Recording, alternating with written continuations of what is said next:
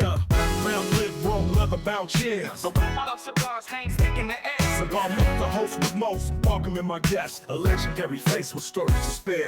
Up past the men that bring tales untold. In the smoky haze, connections unfold. With a puff of smoke, a bond is made. No time to waste, let the memories cascade. Making connections, sharing life's sweet grind. From childhood whispers to dreams intertwined. Yo, what's going on, family? One more time, man. You got your guys back here with you in the studio here at Tapper Nash, man. It's time for the original Cigars and Conversations with your guys from a puff. I mean, I'm Cigar Mick. It's the banker, people. Yes, sir. We up here, man. We in the house right now. So, bruh, you know what I'm saying?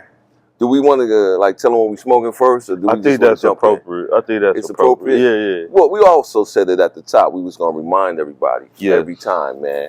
Before we get too deep into this, guys, we want to encourage you right now to go ahead and click that bell. Make sure that you follow us, like us, you know what I'm saying, share with, a couple of your friends, man. Help get the word out about what's going down here at A Puff a Minute, all right? So that's what's going in, man. Let's talk about what we smoking right now. Yeah, you got this deep into the combo already, so we got to start it off right. So, this morning, man, I'm smoking an old glory, old favorite of mine. So I'm a big believer. You always got to have box fillers, right? And that's why I call them box fillers in your cigar box, right? These are cigars you want to be a gracious host and say, hey, you're not an avid cigar smoker, but I got something for you anyway you'll enjoy, right? Because I enjoy these on a day-to-day basis because I may smoke 3-4 cigars a day. I don't always have to smoke a $20, $30 stick every time I smoke. I just want to enjoy the experience and smoke something that I personally enjoy. So early on my cigar smoking endeavors, right, Punch was one that came on the radar for me. Unfortunately, before when I was smoking, I kept telling everybody it was Nicaraguan because I loved the flavor of it so much. I was like, no, that's a Dominican. But I learned the construction and started doing more research on it. But yes, this is a Dominican through and through. I guess you can call it a Puro because it is a Dominican Puro through and through. But definitely one of my favorite sticks. You're talking $8-7 for one of these joints right at your local humidor. Man, nice little box filler to put in there. Have these for your company where they come through. They're going to enjoy the smoke and not have to waste one of your good ones if they ain't really going to smoke it, right? I love it. That's what I'm doing today. That's a hell of a setup, bro. That's a build, yo. Hey. I got to follow that right now.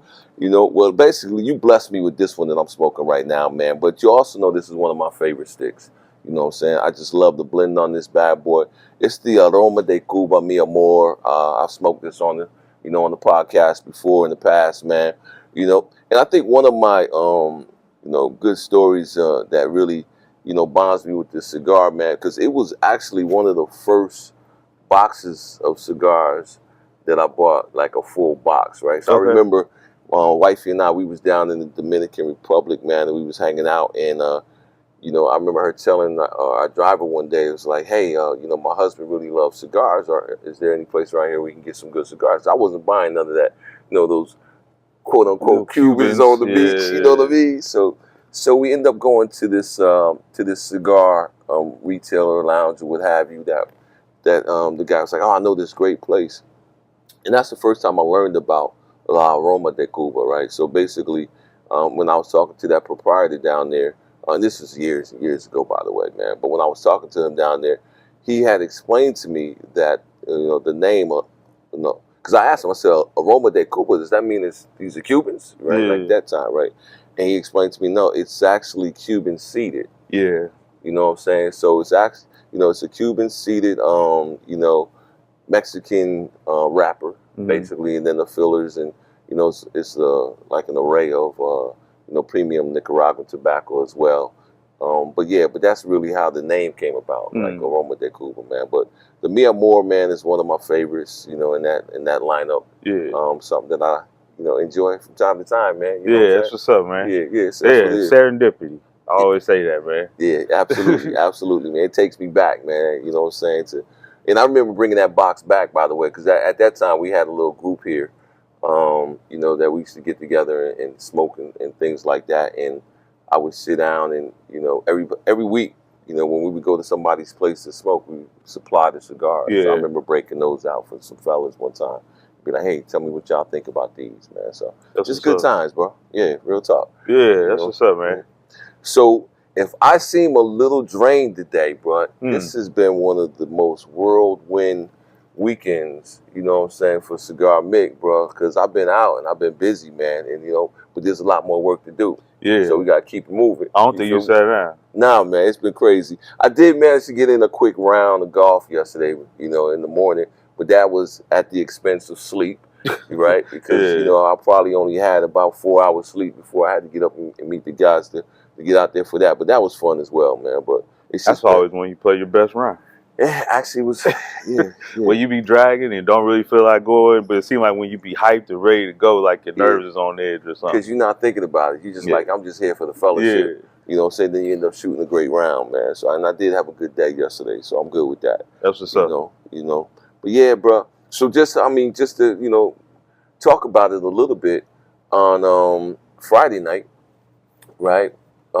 Young ladies, that I highly respect, Coach Aisha Goings, and Roxy Brown, they put together an event at one of the other lounges here in town, in Chocolate City, and it was called the Spring Flame. Yeah. Right? Spring Flame, man, it was the first annual, right? It was the inaugural event, right? So they planning on doing this on an annual basis. They may be at the same place. They may move it around from time to time or what have you.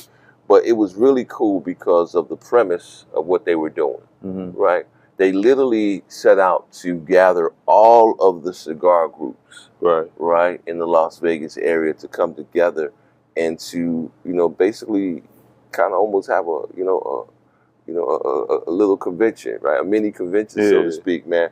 But to talk about, the cigar culture, to talk about how, we support one another, right. You know what I'm saying, going forward and things like that. And I thought that was cool, man, you know what I'm saying, because if you can pull all of the cigar groups together, man, at one time, with the direction in mind, I feel like that's something that's cool, man. Yeah. So it was a great event, man. I commend them. They had an outstanding turnout. Lots of cigar groups out there, man.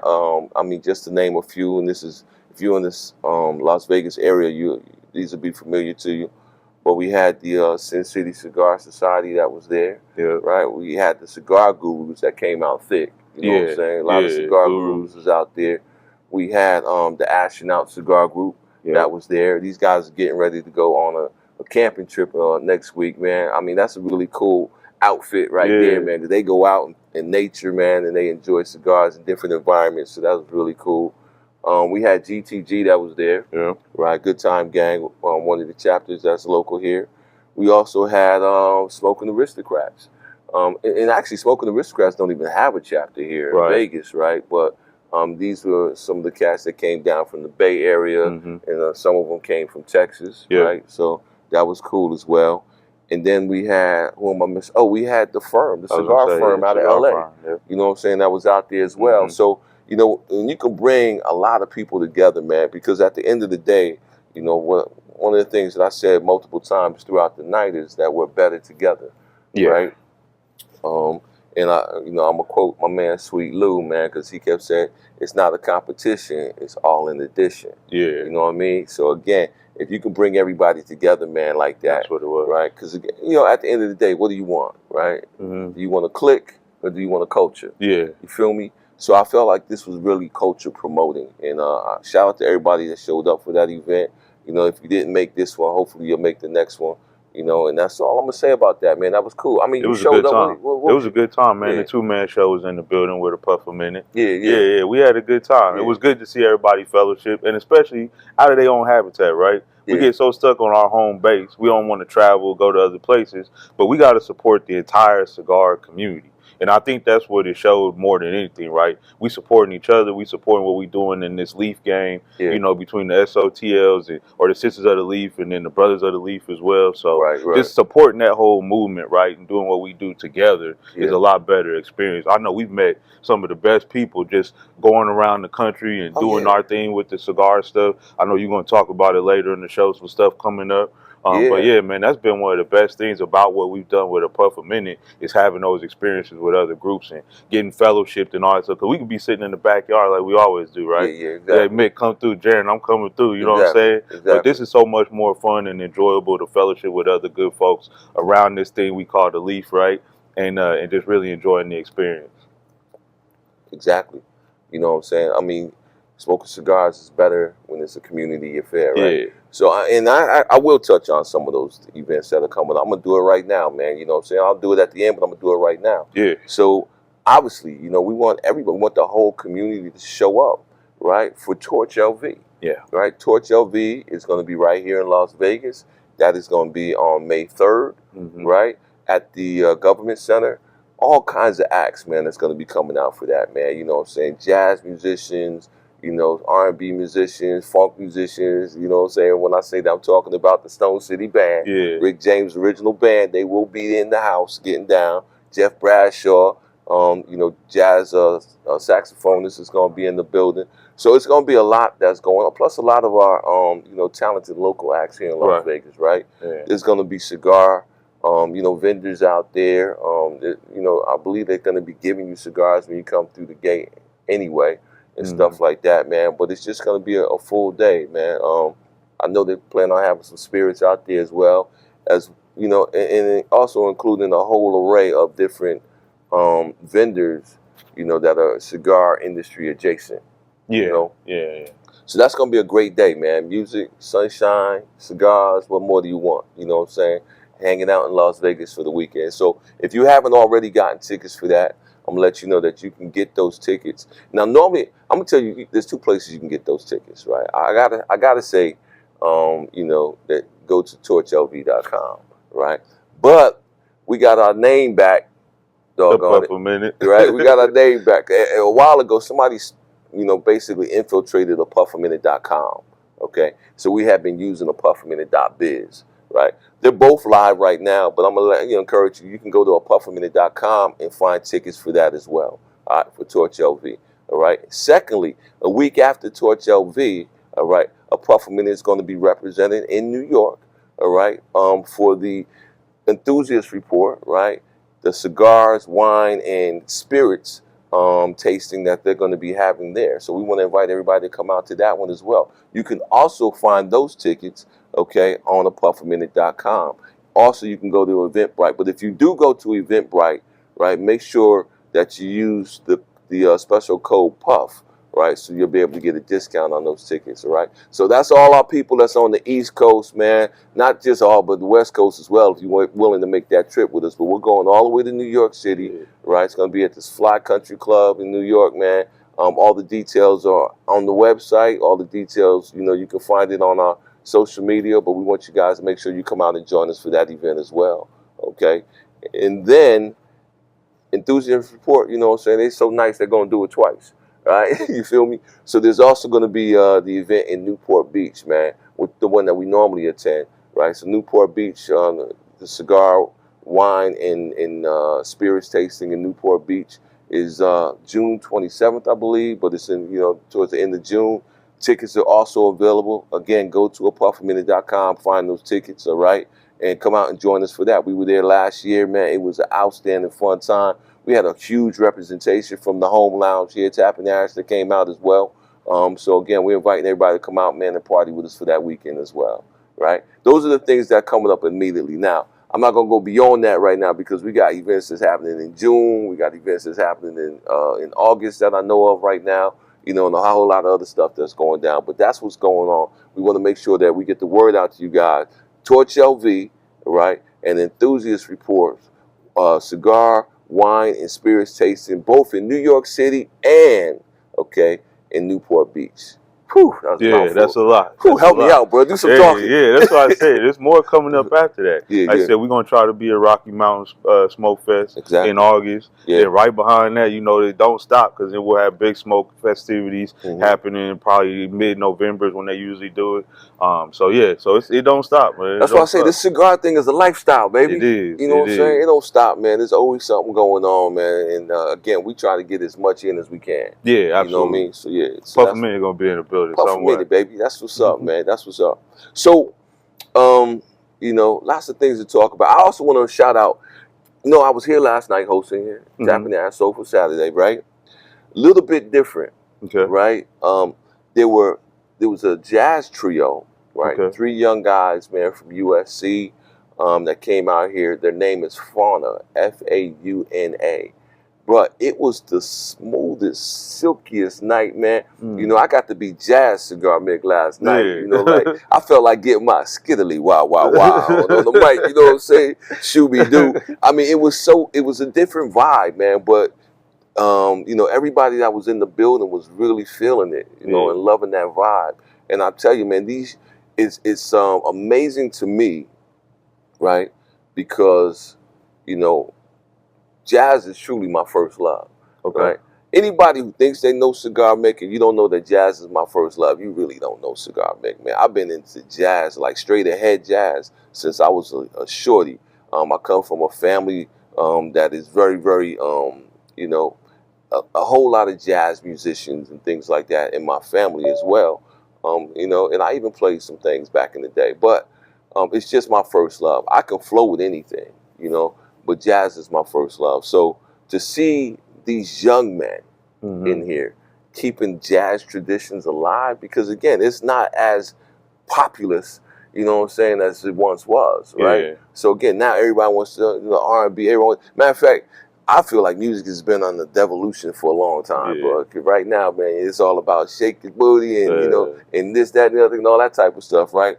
But I think jazz appeals to, you know, to your intellect, right? And I feel like you could tell a lot about a person by the music they listen to. By the way, you know, I listen to a lot of classical. I listen to jazz. I listen to a lot of different. I can flow with anything, though. You feel me? But at the end of the day, just seeing these guys up here, man, doing what they do, it was outstanding, bro. That's what's up, It's one of my favorite Soulful Saturdays that I've hosted. You know, and I've done a lot, man. So that was. I'm sorry I missed that, man. I grew up playing jazz and classical music, playing trombone. So I played trombone for 10 years and won a bunch of awards and stuff. Matter of fact, got a new one for Christmas. Really? So my wife bought me a new trombone for Christmas. So I've been trying to get my chops back together because you lose track of it after a while. It's like throw you on stage, baby. Yeah, man. But that was always my thing, playing jazz and classical. I played in my senior year was 10 bands. I played in 10 different bands and ensembles. Wow. Yeah, so it was a trip. But yeah, awesome, I really enjoyed it. I thought I was gonna play at the next level, it didn't work out. But yeah, it was a good time. Yeah, man. I mean, I grew up playing piano. Okay. You know what I'm saying? I wish I had stuck with it. I hear that story from so many people, but I was a knucklehead and I wanted to be out in the streets running with my buddies and all of that, so I wouldn't, you know, practice like I was supposed to. But the thing that came most natural to me was percussion, right? So that was just something that, you know, I developed, and then I took some lessons, you know what I'm saying, when I was overseas in Europe and things like that. But that's just something that, you know, you feel it and you become a part of it. You know what I mean? So that's easy for me. But I really wish I had stayed with piano. But like I said, jazz musicians throughout the family on both sides, man, and, you know, vocalists. And I mean, my cousin Mickey has even performed down here as a vocalist on occasion as well, too. So, but that's just huge, man. You know? Funny story real quick. I'll tell you. So Mama Gray, she told me, so this is a funny story. I go to school, trombone was not my first choice. I wanted to be a drummer. So I go to drumming class, too many kids. So the band teacher said, somebody got to choose a different instrument. It's too many of y'all. So he picked me, a few other kids, because we knew we wasn't going to self-select. So I go home and tell my mom, I said, Mama, the band teacher said I can't be a drummer. He wanted me to play something else. He said, well, Jaron, every little black boy can't be a drummer. I said, damn it, Mama. My mom has always been very progressive. I tell you, she always gives me books to read and stuff like that. But very progressive. So she was like, every little black boy can't be a drummer.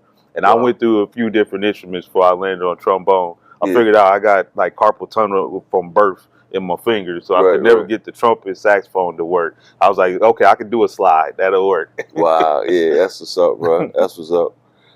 You know, something that's been on my mind this week, man. You know, and again, I know we keep saying we're not going to do this whole political thing, man, because it's so far gone at this point, people. I mean, you know, talking about it ain't going to change shit. You know what I mean? It's just sometimes it's fun. But I did see where the administration had gathered these students, right, for deportation, right? And I think they were trying to deport them to Venezuela or something, saying that they were all part of this gang, you know, and what have you.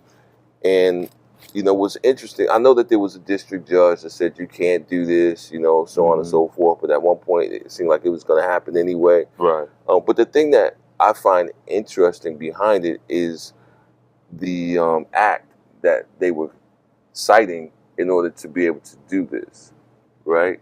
So it's called the I believe it's called the Aliens and Enemies Act, or Enemy and Aliens Act, right? That gives presidential power to to gather folks up and what have you like that, right? You don't have to go through Congress. You don't have to but by citing that act, it gives them the right to say, hey, these people form a threat to the nation, so therefore, this is what it is, right? So I was curious. I wanted to look up this particular act, right? And, so it was actually, I think it was formed back in like the 1700s, like 17 something, 33 or something like that, and it was for during the American French War. Right, that's what it was, and the whole purpose for it was to be able to combat espionage, right?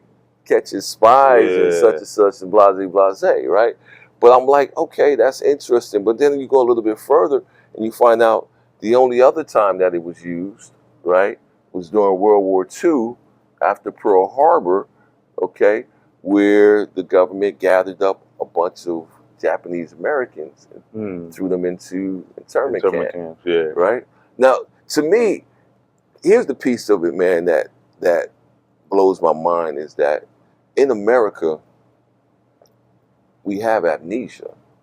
You know what I'm saying? Like, every day is Groundhog Day, because we never remember the mistakes of the past, and then we end up doing it all over again. You know what the result of that was, right? When they gathered up all of those Japanese people, right? Without any provocation, just based on their culture, right? Just based on the fact that they were Japanese, right? Based on race, basically along racial lines, right? But you know what happened, right? The United States had to later apologize for it, right, and pay restitution to those families. Oh, wow. It was identified as a crime.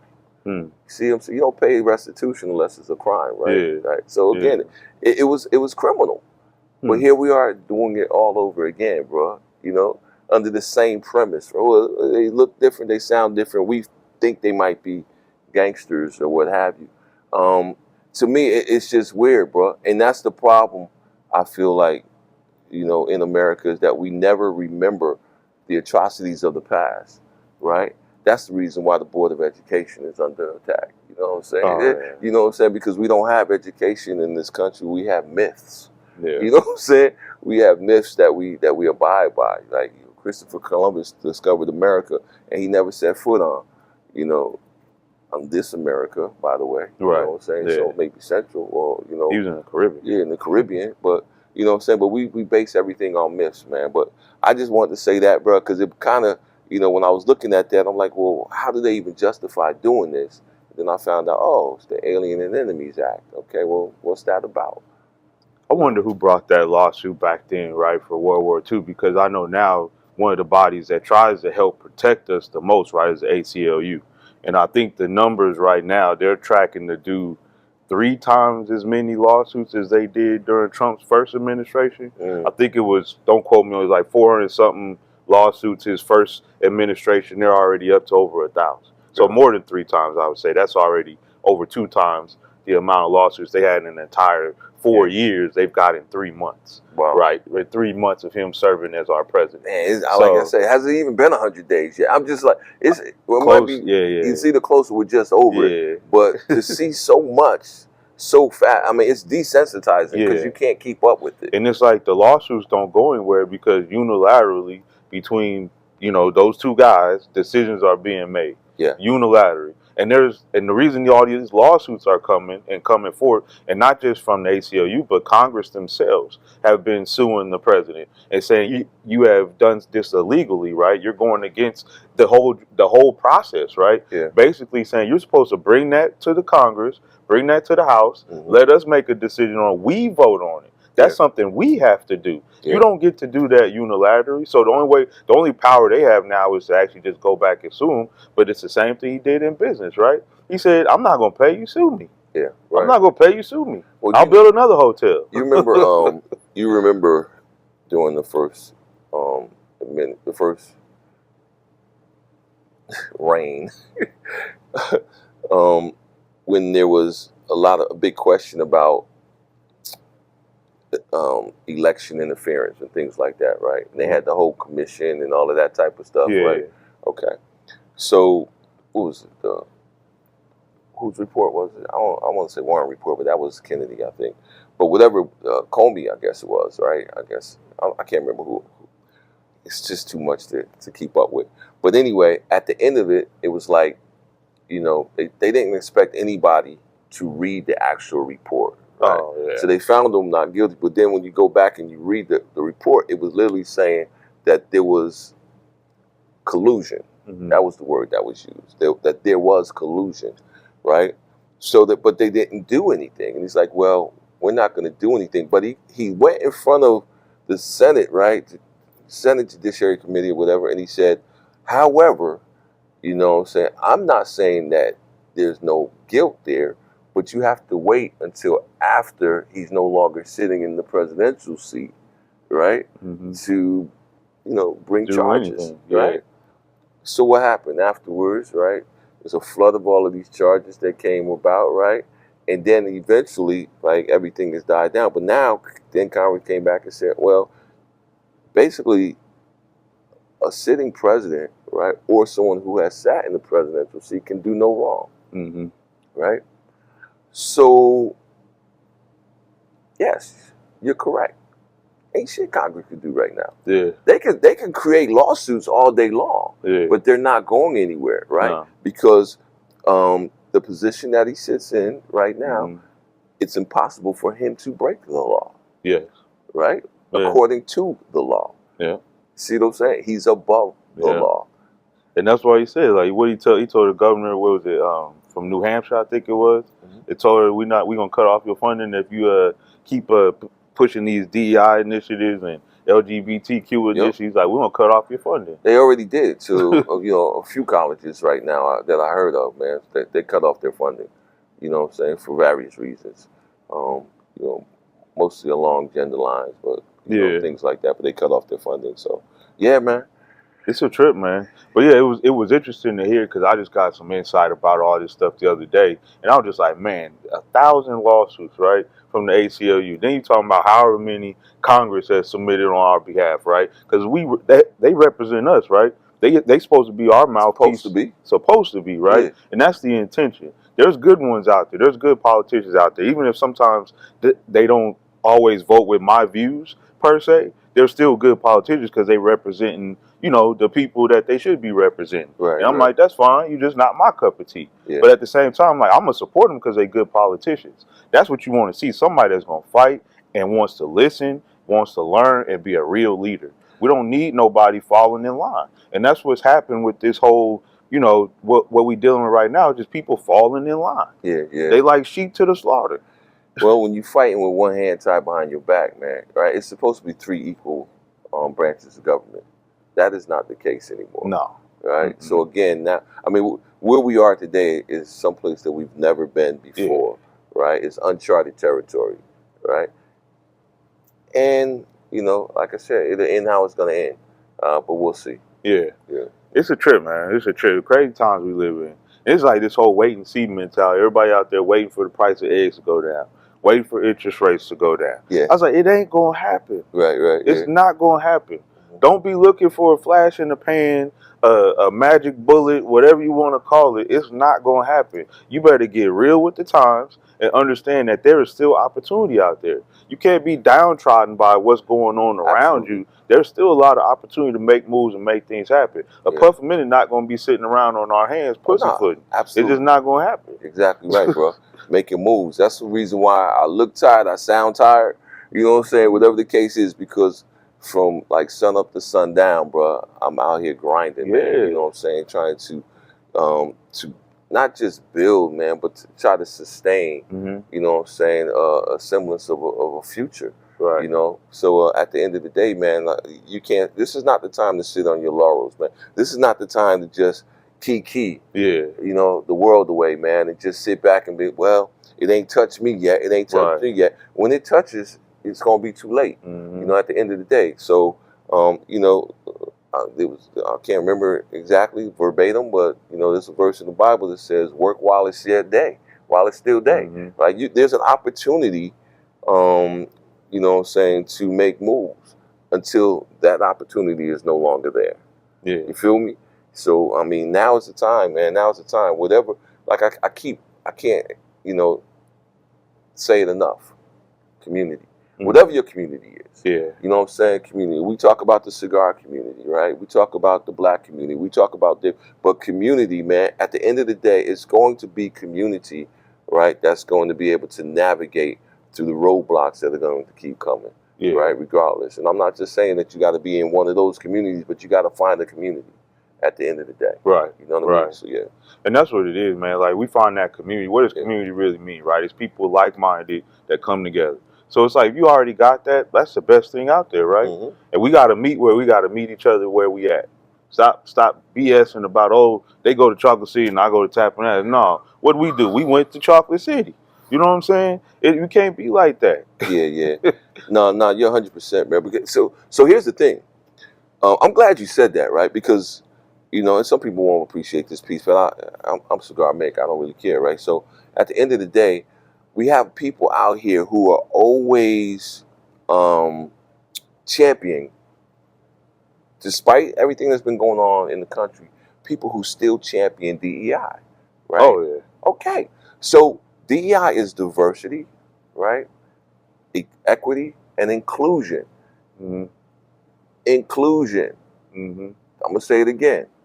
Inclusion. So if we separate ourselves from other people because, you know, they look like this, or they smoke over there and we smoke over here, right? That's division, right? So you're not even standing up for what you supposedly champion. Yeah. You feel me? Yeah. So again, at the end of the day, true diversity, right, is diversity of thought, right? I don't need you to agree with everything that I have to say. Yeah. Right? But I'm going to include you in the conversation. Absolutely. You feel me?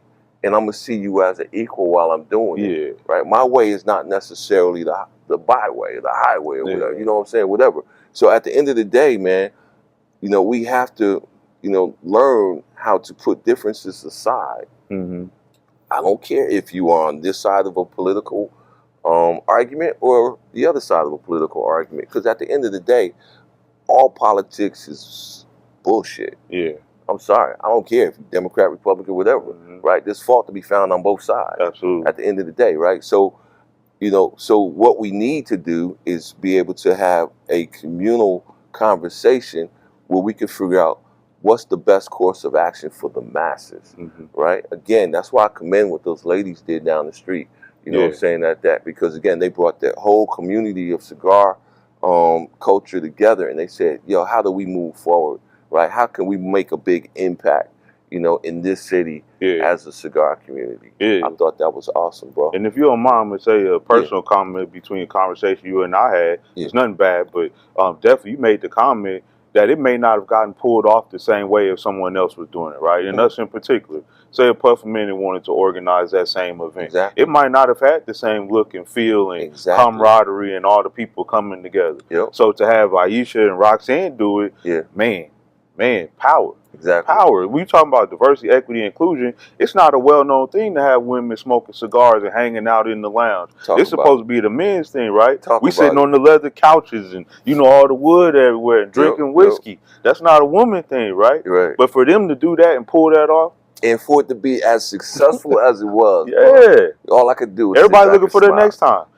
Say forget an annual. When the quarterly coming? You know what I mean? You know what I'm saying? When the quarterly smoke coming? I'll be right out there in the heat and everything. Like, what's up? Yo, I love it, bro. I love it, man. You know what, man? It's a good combo, bro. I don't want to, you know, belabor it. You know, prolong it, man, because I feel like we hit some things today. That was good. Because this is what we do, man. We sit down and we, you know, light up a cigar. We conversate, you know what I'm saying, and we see where the conversation takes us. You feel me? And again, man, this one will probably continue. I still got a whole lot more to go. You know what I'm saying? But, you know, this is where we're going to end it with them. But again, You know what I'm saying? I do want to remind everybody, right? Go to apuffAminute.com, man. We got my man CJ. He been working on the website, y'all. It's looking good. It's looking wonderful. We're happy to have our URL back, apuffAminute.com. You know what I'm saying? So we ain't letting that go. We ain't letting nobody else sneak in there before. So you know what happened to it, though, right? Yeah. So I mean, for whatever reason, we still owned the puffAminute.com at the time, but for whatever reason, when you went to it, it was taking people over to like a clothing retailer. These or what have you. I don't know how we got hacked like that. So at that point, I was like, forget it. I let it go. I stopped paying for it, switched to Biz, right? And then when the .com came back around for availability, like it's probably about 3, 4, 5 years, I don't know. But when it came back around, then we snatched it back up again. So that's ours again. We back to apuffAminute.com, y'all. You know what I'm saying? So make sure y'all share that. Make sure you keep following us. But thank you, give them the rundown. Yeah, you know how we do, man. Do You know your how we do. Yeah, y'all keep showing us the love on Instagram. You're doing a beautiful job. We've been getting a lot of hits lately. A lot of good content been getting posted, and y'all reacted to it. We appreciate it. Word. Keep showing the love. Comment. One of our best episodes with the gentleman from the high-end cigar brand. Man, had a great conversation with him. Yeah. During TPE, that was a great conversation. You guys really showed us some love on that one. We're gonna keep putting out more content just like that, right? We know not only do y'all want to hear me and Mick, but y'all want to hear the conversation we have with some of these proprietors, these owners, these brands, right? Y'all want to hear that stuff too. We're gonna keep giving it to you. Absolutely. But take that love over to YouTube, like we tell you every week, right? Go over to YouTube. That's the library. That's the warehouse. That's where you're gonna get the whole rundown. We got shows we done. We done did to different events. We got the Cigars and Conversation episodes. If you missed some for some reason, and if you're missing it, it's a reason, because you haven't subscribed yet. You need. Please subscribe. If you made it this far in the video, please subscribe to a Puff a Minute. In the back. Yeah. If you made it this far, please subscribe to us on a Puff a Minute on YouTube. Make sure to click the bell link so that way you get the notifications every time we post up something new, right? And then also, I would be remiss if I didn't mention the podcast, right? We're on the podcast platforms as well. You can go there, put us in your earbuds while you're at the gym, while you're in your car, listen to us as well. Spotify, Apple Music, all that good stuff. Man, so keep showing us the love. We appreciate y'all, man. There it is, y'all. All right, one more time, family. It's been another episode of the original Cigars and Conversations with a Puff a Minute. I'm your man, Cigar Mick. It's the banker, people. And we'll see y'all on the next one, y'all. Peace, and we are out of here. Yes, sir. In this cozy spot, we take a chance from cigars to cognac. We cover it all. Every laugh, every tear in this hallowed hall. A Puff a Minute, conversing with the best legends and rising stars. Put your heart to the test. Exploring the journeys from where they began to where they now stand, a testament to man. From cigar relax, let the stories ignite. A sanctuary of wisdom where dreams take flight. In the glow of embers, let your spirit soar. With every puff, we're craving more. A cultural haven where the cigars burn slow. In a world of chatter, we let the truth flow. Sharing our passions, the laughter and the strife. In this dim lit room, we celebrate life. A puff a minute, bringing tales untold. In the smoky haze, connections unfold. With a puff of smoke, a bond is made. No time to waste, let the memories cascade.